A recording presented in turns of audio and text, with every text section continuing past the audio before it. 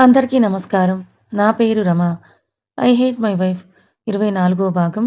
రచయిత జె. సుజాత గారు. ఫ్రెండ్స్, కథ చదవడం స్టార్ట్ చేసిన వెంటనే వీడియోకి ఒక లైక్ చేయండి. వాళ్ళకి వేరే డ్రెస్‌లు మారుస్తూ ఉండగా అప్పుడే ఐసు ట్రేతో వస్తుంది. వాళ్ళనలా చూసి ఏమైందని అడుగుతుంది. టాయిలెట్‌కి వెళ్లారు. అవునా? నేను వేస్తాను. మీరు కాఫీ తాగండి కాఫీ చేతికిస్తుంది. ట్రే పక్కన పెట్టి అభి చేతిలో డ్రెస్ తీసుకొని ఇద్దరికీ వేసి రెడీ అయిపోయారని అలా తను బెడ్‌పై కూర్చొని అదిరను ఒడిలో కూర్చోబెట్టుకొని పాల బాటిల్ ఒక చేత్తో అదిన నోట్లో పెట్టి వేరే చేత్తో అద్వైకి పాల గ్లాస్ పట్టుకొని పాలు పట్టిస్తూ ఉంటుంది. ఇంకా పొజ్జల నిండి వాళ్ళ ఆకలి తీరాక ఇంకా ఆటలాడడం మొదలుపెడతారు. వాళ్ళనలా కొంచెం సేపు చూసిన తర్వాత సడెన్‌గా పక్కకి తిరిగి చూస్తుంది. అభి ఏం చేస్తున్నాడా అని. అభి ఫోన్‌లో ఏవో చూసుకుంటూ ఉంటాడు. పక్కకి చూస్తుంది. అక్కడ తనకి ఖాళీ కప్ కనపడడంతో ఇంకా లేచి కప్‌ని, గ్లాస్‌ని అన్నీ ట్రేలో పెట్టుకొని వెళ్ళబోతూ ఉండగా, "ఒక్క నిమిషం" అని "ఇలా వచ్చి కూర్చో" అని అంటాడు అభి. అభి తల ఫోన్ నుంచి పైకెత్తకుండానే ఐసుకి అయోమయంగా ఉండి, "నేనా?" అని అడుగుతుంది అభిని. "ఆ! నువ్వే. నువ్వు కాకుండా ఇంకెవరున్నారిక్కడ?" అని "ఇలా వచ్చి ఒక్క నిమిషం కూర్చో నీతో మాట్లాడాలని" అంటాడు. ఫోన్ పక్కన పెడుతూ అని అయోమయంగానే వచ్చి కొంచెం దూరంగా కూర్చుంటుంది ఐసు. నేను కొరుక్కు తినేను. సరిగ్గా కూర్చో అని అంటాడు. బెడ్‌కి మరీ చివర కూర్చోవడంతో చిర్రున కళ్ళు పైకెత్తి అభిని చూస్తుంది కోపంగా. అమ్మో! అత్త కొడుకుని అలా చూపులతోటే కాల్చి బూడిద చేసేద్దామని అని అంటాడు అభి చిరునవ్వుతో. అని ఈసడించుకొని మూతి తిప్పుతూ మొహం పక్కకి పెడుతుంది ఐసు. హహ! అని ఒక్కసారిగా గట్టిగా నవ్వుతాడు అభి. అదంతా నా మీద చిరాకే అని అలా నవ్వుతూ, అమ్మో! నీ దగ్గరుంటే నాకు నేనే కొత్తగా అనిపించేలా ఉన్నాను అని అంటూ, నేను ఇలా నవ్వుతుంటే నా కిడ్స్ కూడా చూడు నన్ను ఎలా చూస్తున్నారో, వాళ్ళ డ్యాడీకి ఏమైందని అంటాడు వాళ్ళనే చూపిస్తూ. మరి ఇప్పుడు నేనేం జోక్ వేశానని అలా గట్టిగా నవ్వారు అని అమాయకంగా అడుగుతుంది ఐసు. అమ్మాయిలు మాటలు చెప్పక్కర్లేదు. అలా చూపులతో మూతి తిప్పుతూ చెప్పాలి అంటే, అమ్మాయిల హావభావాలన్నీ కూడా ఆ మొహం చూస్తేనే పసిగట్టేయొచ్చు. వాళ్ళు కోపంగా ఉన్నారా? లేదా హ్యాపీగా ఉన్నారా? ఎదుటివారు చెప్పే విషయాలకు బోర్ ఫీలవుతున్నారా? ఇలా వాళ్ళ మనసులో ఉన్న భావాలు అన్నీ కూడా మొహంలో కనబడతాయి కొట్టొచ్చినట్టుగా అని అంటాడు అభి. అబ్బో! ఎంతమంది అమ్మాయిలను చదివేశారు అబ్బాయి గారు అని మనసులో అనుకుంటుంది ఐసు. అందరినీ అవసరం లేదు. నిన్ను చదివితే చాలు అని ఐసు మనసులో అనుకున్నది విన్నట్టుగా చెప్తాడు అభి. హా! అని నోరు తెరిచి, నేను మనసులో కదా అనుకున్నా. మీకెలా వినిపించిందని అయోమయంగా ఆలోచిస్తూ అడుగుతుంది ఐసు. చెప్పా కదా! నీ మనసులో ఉన్నది భావాలు నాకు నీ ఫేస్‌లో కనిపిస్తున్నాయి అని పెదవులపై నిలిచిన చిరునవ్వుతో అంటాడు. అమ్మో! ఈయన గారి దగ్గర జాగ్రత్తగా ఉండాలని మనసులో అనుకుంటుంది ఐసు. నవ్వుతున్న అభిని చూసి, ఇది వినిపించిద్దా అని చాలా అమాయకంగా ఫేస్ పెట్టి అడుగుతుంది. అని తల నిలువుగా ఊపుతాడు నవ్వుతూ. ఇంకెందుకులే పైకే అనేస్తా.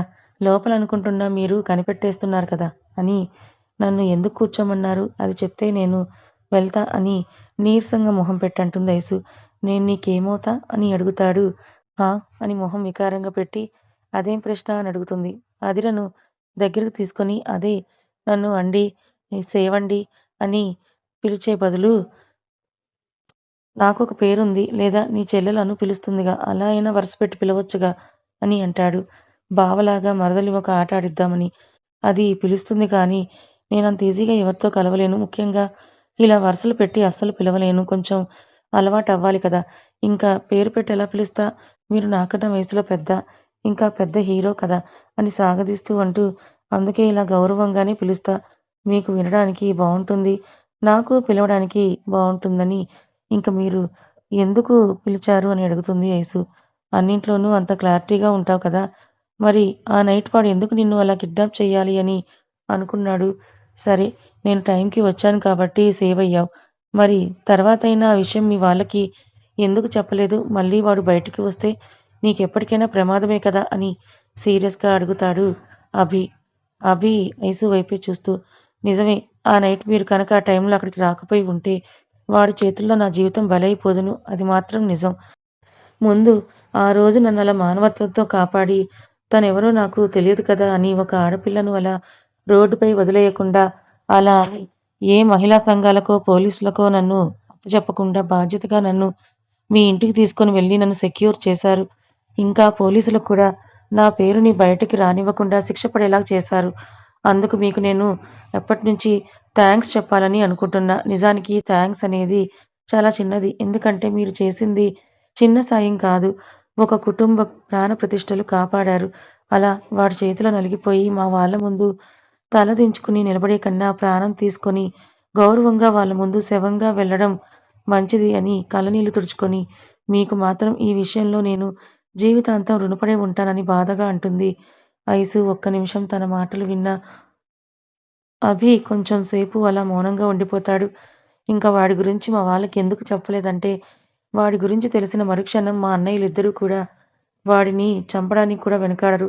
అది వాళ్ళకి నా మీద ఉన్న ప్రేమ. అలా అని వాళ్ళ లైఫ్ నా కోసం నేను రిస్క్‌లో పెట్టలేను. ప్రస్తుతానికి వాడి వల్ల నాకు ప్రమాదం లేదు కదా! ఎలాగో మీరు వాడిని జైల్లో పెట్టించారుగా. నా చదువు అయిపోయే వరకు వాడు బయటికి రాకుండా ఉంటే చాలు అని అంటుంది ఐసు. నీకు వాడు ముందే తెలుసా? అని అడుగుతాడు చిన్నగా అభి. బరువైన గుండెతో వాడిది మా ఊరే. ఒకసారి నా వెనుక పడితేనే ఇద్దరన్నయ్యలు కలిపి ఆల్మోస్ట్ చచ్చాడనేలా కొట్టారు. అందుకు వాడు నా మీద, మా అన్నయ్యల మీద కోపంతో మా అన్నయ్యల మీద రివెంజ్ తీర్చుకోవాలి అని వాడు మా కాలేజ్‌లోనే జాయిన్ అయ్యాడు అని చెబుతుంది ఐసు. వాట్? మీ కాలేజీలోనా? నీకు ఆ విషయం ముందే తెలుసా? అప్పుడైనా మీ అన్నయ్యలకు చెప్తే నీకు అంత ప్రమాదం రానివ్వకపోదురు కదా! అని చిన్నగా అన్న ఆ గొంతులో ఉన్న కోపం, విసుగుతో కలగలిపి స్వరం తీవ్రంగా వస్తుంది. కళ్ళు కూడా ఎర్రబడతాయి. చేతులు నరాలు పైకి తేలుతాయి. అంటే వాడి వల్ల ప్రమాదం లేదు కదా! ఏదైనా తేడా వేషాలు వేస్తే అప్పుడు చెప్పొచ్చనుకున్నానని అప్పటికే అభి కోపంగా చూడడంతో చిన్నగా వణికే గొంతుతో అంటుంది ఐసు. కానీ నువ్వు నీకు తెలియకుండానే చాలా రిస్క్ తీసుకున్నావు తెలుసా? వాడు అప్పటికే నీ కోసం కాపు కాచి ఉంటాడు. ఎప్పుడు ఒంటరిగా దొరుకుతావా అని. అందుకే వాడు సైలెంట్‌గా ఉన్నాడు. ఆ రోజు నీ ఫ్రెండ్‌ని పక్కన లేకపోయేసరికి, అందులోనూ అర్ధరాత్రి నువ్వలా ఒంటరిగా కనిపించేసరికి అలా చేయబోయాడని కోపంగా పైకి లేస్తాడు. అప్పటికే అభి కోపానికి కంగారుగా ఉంటే, ఇంకలా సడెన్‌గా లేవడంతో ఒక్కసారిగా ఒంట్లో వణుకు వస్తుంది. గుండె ఒక క్షణం ఆగినంత పనయింది ఐసుకి. ఒకటి గుర్తుపెట్టుకో ఐసు, ప్రమాదాలేమీ పిలిచిరావు. నువ్వు వచ్చినప్పుడు చూద్దామని అనుకోడానికి, ఆ రోజులా నేనొచ్చినట్టుగా ప్రతిసారి నిన్ను కాపాడడానికి ఎవరూ రారు. అది ప్రమాదమని మనకు అనిపించినప్పుడే మనం వాటి గురించి జాగ్రత్తలు తీసుకోవాలి. అంతా అయిపోయాక చేతులు నలుపుకొని కూర్చున్నా పనవ్వదని కోపంగా అంటూ మళ్ళీ భారీ డైలాగులు చెప్తుంది. ప్రాణం పోయినా పర్లేదు బ్లా బ్లా అంటూ తనొస్తున్న కోపాన్ని అణచుకునే ప్రయత్నం చేస్తాడు. విండో వైపు వెళ్ళి నుంచొని బయటకి చూస్తూ ఉంటాడు అభి.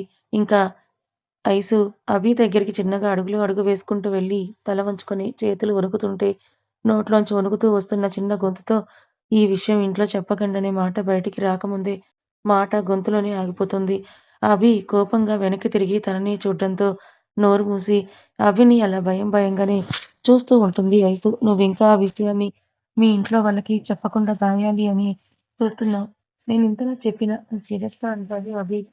అది అని భయంగా చేతులు నలుపుతూ తల కిందకు దించుకొని నేను నములుతూ ఉన్న ఐసుని చూసి అభి తన కోపాన్ని తగ్గించుకుంటాడు. తనలా భయపడుతోందని. ఆ! అది? అని చిన్నగా కోపం లేకుండా అడుగుతాడు అభి. తనిలాగే ఉంటే ఎంతసేపయినా ఇంక చెప్పదని మీకు ఆల్రెడీ చెప్పాను కదా! నా వల్ల అన్నయ్య వాళ్ళ లైఫ్ రిస్క్‌లో పడడం నాకిష్టం లేదు. అలాగని నాన్నకు చెప్తే నన్ను గ్యారంటీగా కాలేజ్ మానిపిచ్చేస్తారని. అభికి కొంచెం కోపం తగ్గడంతో తలొంచుకొని చిన్నగా చెప్తుంది ఐసు. మీరెలాగో వాడిని కొన్ని రోజులు బయటికి రాకుండా చేశారు కదా! నాకు తెలిసి ఇప్పుడు నాకు రిస్క్ లేదు. కానీ వాడికి భయపడి నేను ఈ విషయం ఇంట్లో చెప్పడం ఎందుకు? ప్లీజ్ మీరు చెప్పకండి అని రిక్వెస్ట్‌గా చేస్తుంది ఐసు అభిని. ఇంకా అభి కూడా ఏం మాట్లాడకుండా సైలెంట్‌గా ఉండడంతో పిల్లల్ని తీసుకొని బయటికి వెళ్ళిపోతుంది. ఐసు వెళ్ళిపోవడం చూసి చాలామంది అమ్మాయిలిలా ఇంట్లో చెప్తే ఏమవుతుందో అని భయపడి వాళ్ళ జీవితాలను వాళ్ళ చేతులతో వాళ్ళే రిస్క్‌లో పెట్టుకుంటున్నారని మనసులో అనుకుంటాడు అభి. ఇంకా ఆ రోజు నైట్ అక్కడే ఉండి మరుసటి రోజు ఉదయం టిఫిన్‌లు చేసి ఇంకా అందరూ బయలుదేరుతారు. సుశీల గారు వెళ్ళేటప్పుడు అందరికీ కూడా బట్టలు పెడతారు. కౌసల్య గారిని మరో 2 రోజులు ఉండమని సుశీల గారు అన్నా, కౌసల్య గారు వద్దు ఇంకోసారి వీలు చూసుకొనొస్తామని చెప్పి కౌసల్య గారు వాళ్ళు కూడా మళ్ళీ కోటేశ్వరరావు గారింటికి వెళ్తారు. ఇంకా 2 రోజులు అక్కడే ఉండి రాజీ గారికి కొంచెం హెల్త్ బావుండడంతో మరుసటి రోజు ఉదయం ఇంకా రాజీ గారి ఫ్యామిలీని, వినయ్ గారి ఫ్యామిలీని తీసుకొని కేశవ్ గారు వాళ్ళ ఊరు బయలుదేరడానికి నిర్ణయించుకుంటారు. ఇంకా ఇన్ని సంవత్సరాల తర్వాత వాళ్ళ పుట్టింటికి వెళ్తున్నాననే ఆనందంలో అసలు రాజీ గారి మనసు ఆనందంతో గాల్లో తేలిపోతున్నట్టుగానే ఉంటుంది. ఆ రోజు నైట్ ఎప్పట్లాగానే అందరూ కలిసి భోజనాలు చేసి ఇంక రేపటి ప్రయాణానికి ప్యాకింగ్‌లు చేసుకోవడానికి అందరూ వెంటనే ఎవరి బెడ్‌రూమ్స్‌కి వాళ్ళు త్వరగానే వెళ్ళిపోతారు. రాజీ గారికసలు కాలు చెయ్యి ఆడట్లేదు.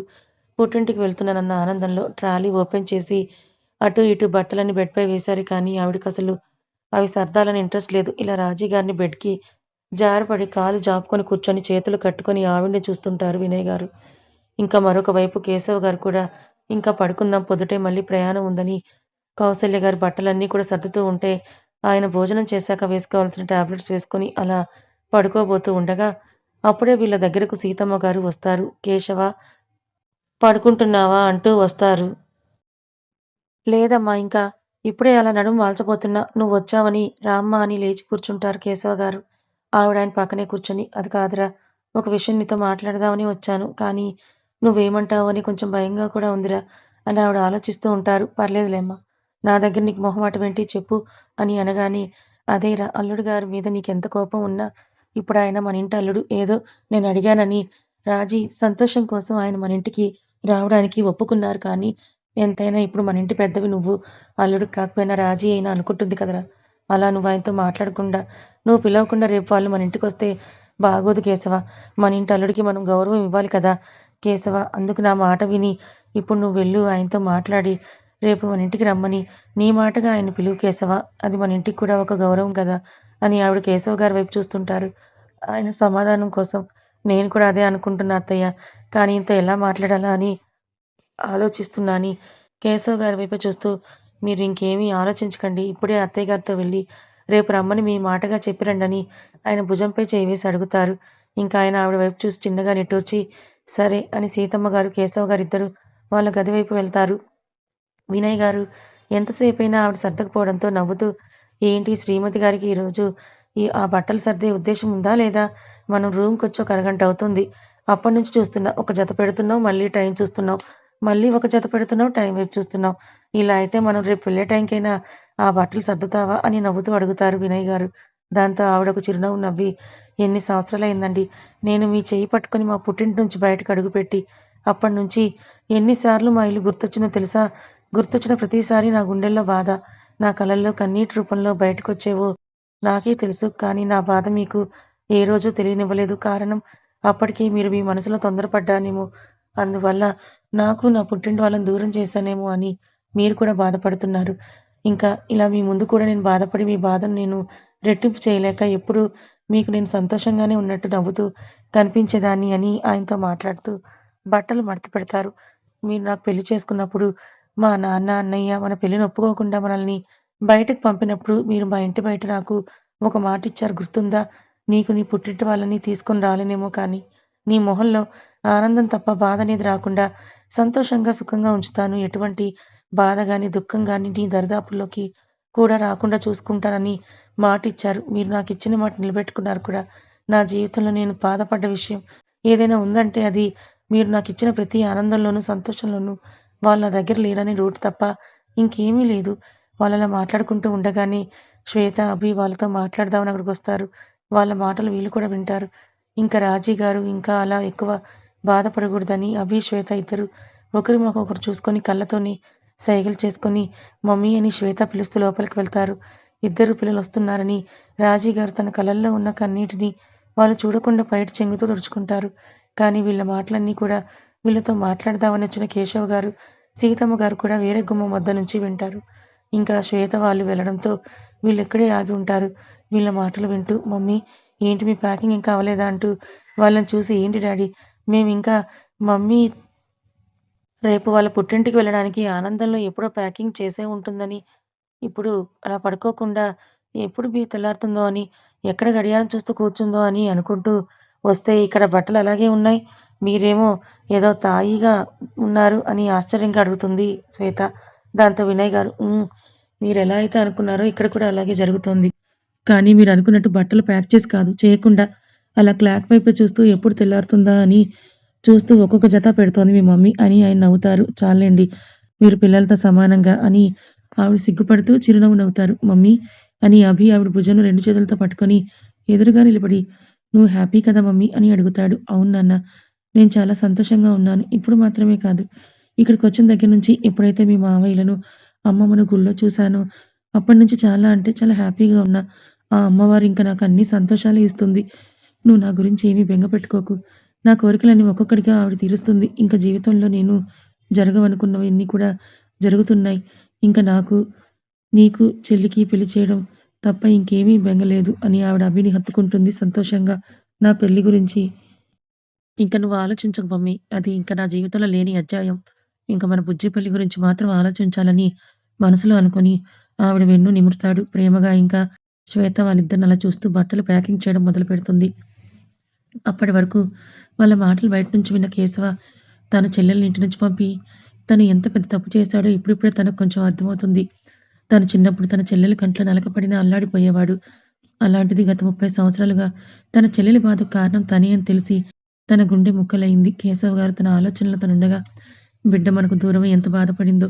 ఏ ఆడపిల్లకైనా అత్తింట్లో అన్నీ ఉన్నా పుట్టింటి వారి ఆప్యాయత కోసమే చూస్తుంది. ఒక కూతురుగా నా కూతురి బాధ నేను కూడా తెలుసుకోలేకపోయాను. నా బిడ్డ ఇన్నాళ్ళు బాధపడుతుందని మనకి తెలియలేదురా కేశవ. దానికి నచ్చిన వాడినే పెళ్లి చేసుకుంది. సుఖంగా ఉంటుందని అనుకున్నాను. కానీ ఇలా మన కోసం తప్పించిపోతుందని అనుకోలేదంటూ సీతమ్మ గారు కన్నీళ్లు పెట్టుకొని బాధపడతారు. సరే, ఇప్పటినుంచైనా దానికి ఏ కష్టం తెలియకుండా చూసుకోవాలనంటూ కేశవ్ గారిని ముందుకు తీసుకొని వెళ్తారు సీతమ్మ గారు. గుమ్మంలో నిలబడి ఇద్దరు వాళ్ళని చూస్తూ అమ్మా రాజీ అని ప్రేమగా పిలుస్తారావిడ. కళ్ళనీళ్ళు తుడుచుకొని ఆవిడ పిలుపుతో నలుగురు కూడా గుమ్మం వైపు చూస్తారు. అక్కడ ఉన్న వీళ్ళిద్దరిని చూసి రాజీగారు అమ్మా, అన్నయ్య అంటూ గబగబా ముందుకు వెళ్తారు. ఇప్పుడు చూడు ఇంక మీ మమ్మీ మనల్ని మర్చిపోతుందని వినయ్ గారు నవ్వుతూ మంచంపై నుంచి లేచి నిలబడి పిల్లలకి మాత్రమే వినపడేలా అంటారు. దాంతో వాళ్ళిద్దరు కూడా నవ్వుతూ వాళ్ళనే చూస్తారు. అన్నయ్య, అక్కడే నిలబడిపోయావేంటి? లోపలికి రా అన్నయ్య అని ఆయన చేయి పట్టుకొని ఆనందంగా లోపలికి తీసుకొనొస్తుంది రాజీ గారు. మొత్తం బట్టలు సర్దేశావా తల్లి అంటూ ఆవిడని చూస్తూ అడుగుతారు సీతమ్మ గారు. ఆ! అదిగో సర్దుతున్నాం. మీరొచ్చారని కేశవ్ గారు సైలెంట్‌గా ఉండడంతో నాకేమైనా చెప్పాలా అన్నయ్య అని ఆయనకి ఎదురుగా నిలబడి అడుగుతుందావిడ. ఆవిడనలా చూసి మనసులో బాధగా మెలిపెడుతుంటే ఆవిడ తలపైన చెయ్యి వేసి ప్రేమగా నిమిరి నన్ను క్షమిస్తావు కదూ అని అడుగుతాడు వస్తున్న బాధని దిగమింగి. అయ్యో! అని కంగారుగా నిన్ను క్షమించడం ఏంటన్నయ్య? ఇప్పుడెందుకు చెప్తున్నావని ఆయన చెయ్యి పట్టుకొని అడుగుతుంది. అదేమీ లేదురా! నాకు చెప్పాలనిపించింది. అందుకే చెప్పా అని ఇంకా వినయ్ గారి వైపే చూస్తాడు. అప్పటి వరకు వాళ్ళనలా చూస్తూ ఉన్న వినయ్ గారు, కేశవ్ గారు తననలా చూడగానే చిన్నగా నవ్వుతారు. ఇంకా కేశవ్ గారు వినయ్ గారి ముందుకు వెళ్లి ఆయన్ని పరీక్షగా చూస్తూ ఎప్పుడో చేసిన తప్పుకి ఇప్పటికే అందరం చాలా ఎక్కువ రోజులు బాధపడి ఇన్ని సంవత్సరాలు కలిసి పంచుకోవాల్సిన ఆనందాన్ని మిస్ అయిపోయాం. ఇంకా నీ మీద కోపంగా ఎలా ఉంటాను అని అనుకున్నావు అని ఆయన్ని ఒక్కసారిగా కౌగిలించుకొని రేపు మన ఇంటికి నా చెల్లెల్ని, నా మేనల్లుడు, మేనకోడల్ని తీసుకొని రా బావ అని ప్రేమగా కళ్ళనీళ్లతో నవ్వుతూ పిలుస్తారు వినయ్ గారిని. ఆయన అలా తనని బావ అనగానే ఇంక వినయ్ గారికి ఆనందంతో మాటలు రావడం లేదు. ఇన్ని రోజులు తను చేసిన ఒక తొందరపాటు వల్ల తనొక మంచి స్నేహితుడిని మిస్ అయ్యాడు అని, తన భార్యకి తన పుట్టింటి ప్రేమ, ఆప్యాయతను దూరం చేశాను అని, అసలు సంబంధాలు లేకుండా పోయాయని ఆయన బాధపడిన రోజంటూ లేదు. ఇంకా ఆయన అలా కేశవ్ గారిని పట్టుకొని అలా కన్నీళ్లతో నన్ను క్షమించు కేశవ. నేను చేసిన పని వల్ల ఇప్పటి వరకు కూడా తప్పు చేశానన్న గిల్టీ ఫీలింగ్‌తో ఇక్కడ అని తన గుండెని చూపించి ఎంత వేదనని అనుభవించానో అది నాకు మాత్రమే తెలుసు.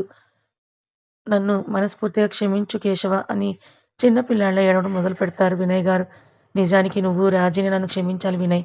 నువ్వు, విమల్ నాకేం జరిగిందో అర్థమయ్యేలా చెప్దామని చూశారు కానీ నేనే నా మూర్ఖత్వంతో మీ మాట వినలేదు. అందుకు మీరే నన్ను క్షమించాలని ఇద్దరలా ఒకరినొకరు పట్టుకొని బాధపడుతుంటారు. వాళ్ళిద్దరినలా చూసి సీతమ్మ గారు, రాజీ గారు కూడా ఒకరినొకరు పట్టుకొని ఏడుస్తూ వాళ్ళనే చూస్తారు. ఎప్పుడూ వాళ్ళతో సరదాగా నవ్విస్తూ ఉండే వాళ్ళ డ్యాడీ మనసులో ఇంత బాధుందా అని అభి, శ్వేత వాళ్ళనలా చూస్తూ ఉంటారు. చాలా సేపు అలా తన బాధ తీరే వరకు కూడా వినయ్ గారు, కేశవ్ గారు అలా పట్టుకొని ఏడుస్తూనే ఉంటారు.